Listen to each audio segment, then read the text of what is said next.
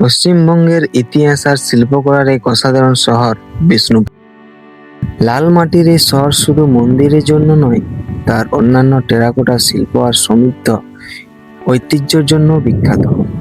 আজ আমরা ঘুরে দেখব এই ঐতিহাসিক শহরের কিছু অসাধারণ জায়গা যা বিষ্ণুপুরের ইতিহাস হয়ে আছে। বিষ্ণুপুরের সবচেয়ে বিখ্যাত স্থাপত্যের মধ্যে একটি হলো রাসমঞ্চ। ১৬০০ সালের দিকে মল্ল রাজাদের আমলে এটি তৈরি করা হয়েছিল। রাস উৎসবের সময় এখানে শহরের সব কৃষ্ণ মূর্তি এনে রাখা হতো।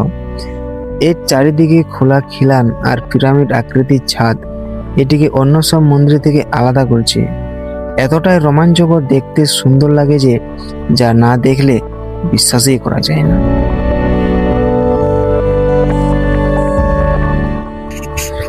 বিষ্ণুপুরের আরেকটি অসাধারণ স্থাপত্য হল জোড়বাংলা টেম্পল। এই মন্দিরটি তৈরি হয়েছিল ১৬৫৫ সালে। দুইটি বাংলার ঘরের মতো আকৃতির জন্যই এর নাম জোড়বাংলা।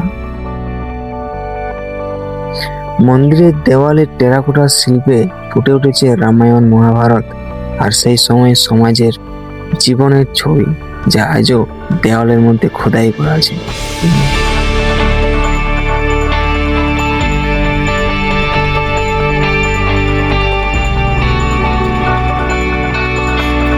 এই শহরের আরেকটি সুন্দর মন্দির হল শ্যামরাই মন্দির। ৫টি চূড়া আকৃতি বা পঞ্চরত্ন স্থাপত্যের জন্য এটি খুবই বিখ্যাত। মন্দিরের দেওয়ালে সূক্ষ্ম টেরাকোটা কাজ সত্যি চোখে পড়ার মতো।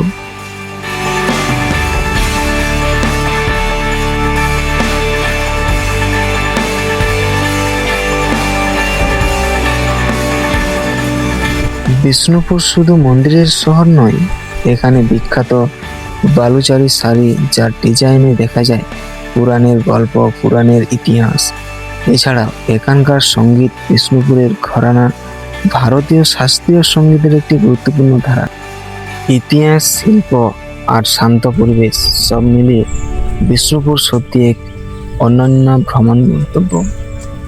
আপনি যদি ইতিহাস আর স্থাপত্য ভালোবাসেন তাহলে এই শহর অবশ্যই একবার ঘুরে দেখা উচিত। বিষ্ণুপুর হচ্ছে এমন একটা শহর যেখানে টেরাকোটা শিল্প আজও লুকিয়ে আছে ইতিহাস। ভিডিওটি ভালো লাগলে লাইক করুন, শেয়ার করুন আর সাবস্ক্রাইব করতে ভুলবেন না। দেখা হচ্ছে এরকমের নতুন কোনো ভিডিও নিয়ে।